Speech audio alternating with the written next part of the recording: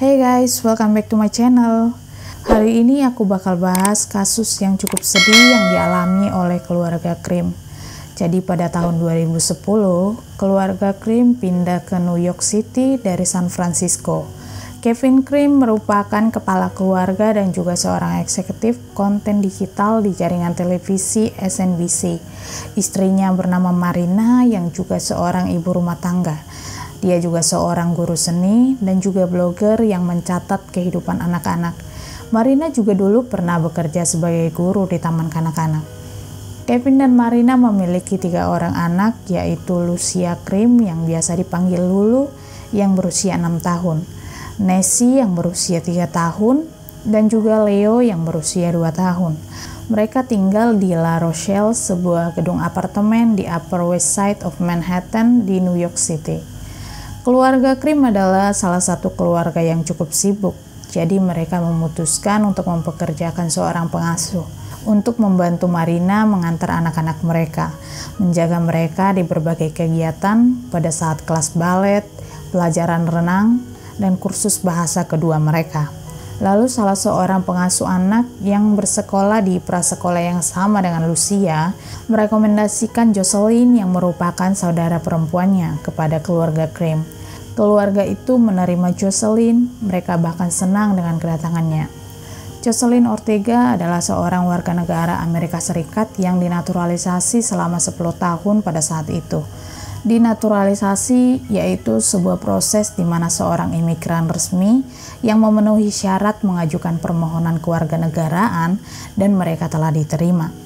Jocelyn berasal dari Santiago de los Caballeros di Republik Dominika. Jocelyn berusia 50 tahun pada saat dia membunuh anak-anak Krim. Dia tinggal di Riverside Drive di lingkungan Hamilton Heights, Manhattan dengan putranya yang berusia 17 tahun, saudara perempuannya dan juga keponakannya. Pada tanggal 25 Oktober tahun 2012, Marina bersama dengan putrinya Nessie sudah sepakat akan bertemu dengan Jocelyn di pelajaran balet Lulu, yang jaraknya hanya beberapa blok jauhnya dari rumah mereka. Tapi Jocelyn tidak datang. Marina lalu mengirim pesan. Dia cemas kepada pengasuhnya, kemudian dia melakukan panggilan telepon yang langsung menuju ke pesan suara. Jadi Marina merasa khawatir, dia takut mungkin telah terjadi sesuatu.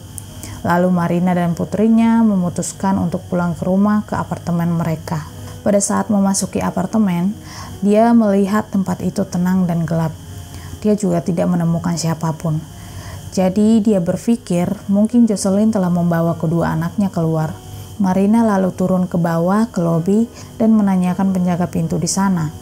Lalu mereka bilang kalau Jocelyn dan putrinya sudah kembali sebelumnya. Marina lalu kembali lagi dan di kamar mandi dia melihat putranya Leo dan putrinya Lulu yang masih dalam keadaan berpakaian berada di dalam bak mandi yang berisi darah. Dan mereka telah memiliki beberapa luka tusuk. Jocelyn yang berada di lantai dekat bak mandi kemudian menyayat pergelangan tangannya sendiri. Dia mulai menusuk lehernya dengan keras dengan pisau dapur setelah dia melihat Marina menemukan mereka. Marina kemudian menangis. Dengan putus asa dia membenturkan kepalanya ke pilar marmer gedung apartemennya. Dia juga bilang, saya hanya ingin bangun dari mimpi buruk ini. Namun yang saya tahu bukanlah mimpi buruk. Itu nyata. Dia membunuh sahabat saya. Kedua anak ini adalah sahabat saya. Setelah polisi tiba, Marina berada di lobi sambil menangis dan berteriak histeris sambil memegang putrinya Nessie. Nessie mencoba menghibur ibunya yang sedang menangis. Dia juga bilang pada ibunya, "Tolong ibu jangan menangis." Hal ini juga disaksikan salah satu polisi yang sedang berada di sana. Kevin, suami Marina, sedang melakukan perjalanan pada saat itu dan dia mematikan ponselnya. Hingga akhirnya dia mendarat di New York. Dia mendapatkan panggilan telepon dan juga pesan suara dari Marina. Kevin benar-benar terpukul mendengar kabar ini. Dia juga ditemui polisi pada malam itu setelah pulang dari perjalanan bisnis. Jocelyn berhasil diselamatkan dari luka yang dia buat sendiri. Dia kemudian dirawat di rumah sakit dan petugas kepolisian mendatangi Jocelyn setelah 2 hari pembunuhan itu. Dalam sebuah wawancara dengan Departemen Kepolisian Kota New York, Jocelyn mengaku kesal karena keluarga Krim. Dia bilang bahwa dia harus melakukan segalanya dan merawat anak-anak mereka. Dia seharusnya bekerja sebagai babysitter saja. Tapi Marina ingin Jocelyn melakukan segalanya. Marina ingin 5 jam bersih-bersih setiap minggunya. Tapi menurut keterangan keluarga dan teman-teman yang mengenal keluarga Krim, dan juga keluarga Jocelyn sendiri mengatakan bahwa Jocelyn Ortega dekat dengan anak-anak mereka. Dia juga diperlakukan dengan sangat baik oleh keluarga Krim. Keluarga Krim bahkan membayar tiket pesawatnya untuk bertemu keluarganya di Republik Dominika. Dan mereka juga pernah menemaninya berlibur ke sana. Ketiga anak keluarga Krim bahkan dengan senang hati menjulukinya Josie. Dan kejadian ini hanya 9 bulan sebelum pembunuhan itu terjadi. Namun sepertinya Jocelyn sudah bertekad untuk membunuh kedua anak itu. Jocelyn lalu memilih 2 pisau dari dapur dan menggunakannya untuk menusuk Leo sebanyak 5 kali dan Lucia sebanyak 30 kali. Mereka memiliki luka di leher yang begitu parah, jadi awalnya mereka mengira kepala kedua anak ini telah dipenggal. Jocelyn juga bilang bahwa dia sengaja menunggu Marina datang ke tempat kejadian sebelum dia melukai dirinya sendiri. Jadi dia bisa melihat reaksi Marina pada pembantaian yang telah dia lakukan. Lalu pada bulan November tahun 2012, Jocelyn Ortega didakwa atas 2 tuduhan pembunuhan tingkat pertama. Dan selama 5 tahun berikutnya, sebelum persidangan, Ortega tampil sekitar 90 kali di pengadilan. Lalu pada bulan April tahun 2016, Hakim Gregory Caro mengajukan permohonan pembelaan kepada Jocelyn Ortega mengenai keberatan atas tuntutan, yaitu yang mengatakan satu-satunya hukuman yang pantas adalah hukuman penjara seumur hidup tanpa pembebasan bersyarat.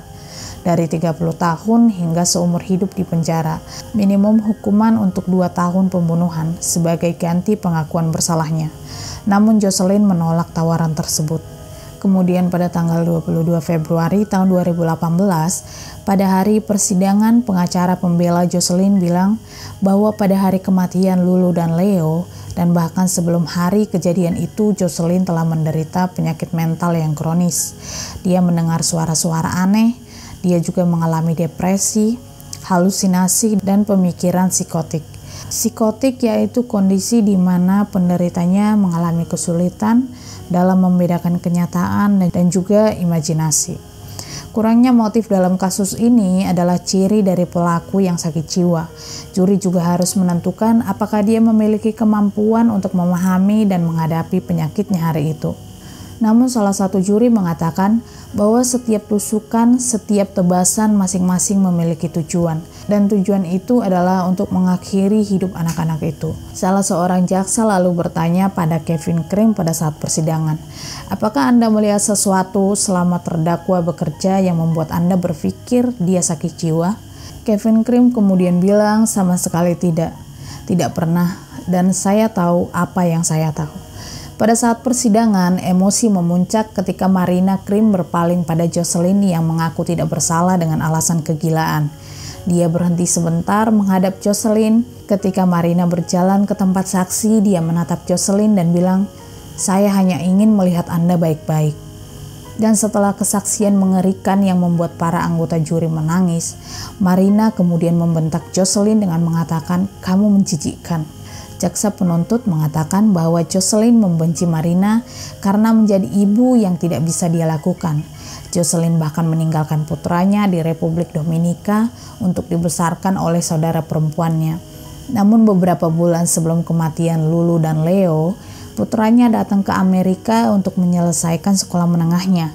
Hal ini menyebabkan Jocelyn menjadi stres dan memiliki rasa cemas yang berlebihan, karena Jocelyn memikirkan biaya sekolah swasta putranya.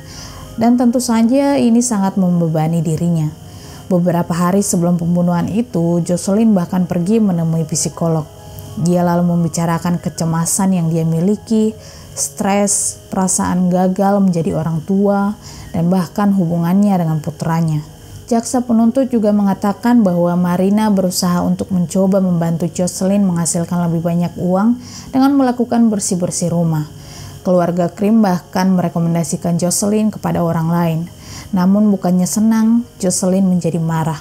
Bahkan setelah kejadian itu, dia menyalahkan Marina atas masalah dalam hidupnya sendiri. Tapi itu semuanya sia-sia. Pada tanggal 18 April tahun 2018, Jocelyn dinyatakan bersalah atas pembunuhan tingkat pertama dan pembunuhan tingkat kedua. Lalu pada tanggal 14 Mei tahun 2018, Jocelyn dijatuhi hukuman penjara seumur hidup tanpa pembebasan bersyarat. Dalam keputusannya, hakim mengatakan bahwa ini adalah kejahatan yang murni yang dilakukan oleh Jocelyn. Hakim juga bilang bahwa dia menyalahkan Jocelyn, keluarganya, karena tidak mencari perawatan medis untuk mengatasi depresi dan gangguan kecemasan yang dialami oleh Jocelyn. Dan bahkan mereka menyembunyikan kondisi kesehatan mentalnya dari keluarga Krim.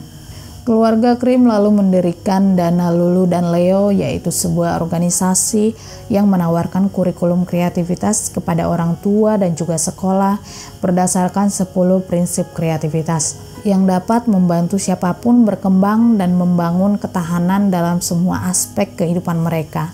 Keluarga Krim juga memposting foto dan kenangan anak-anak mereka di halaman Facebook publik Lulu dan Leo Fund, termasuk acara penggalangan dana dan juga foto seni yang dibuat oleh anak-anak mereka.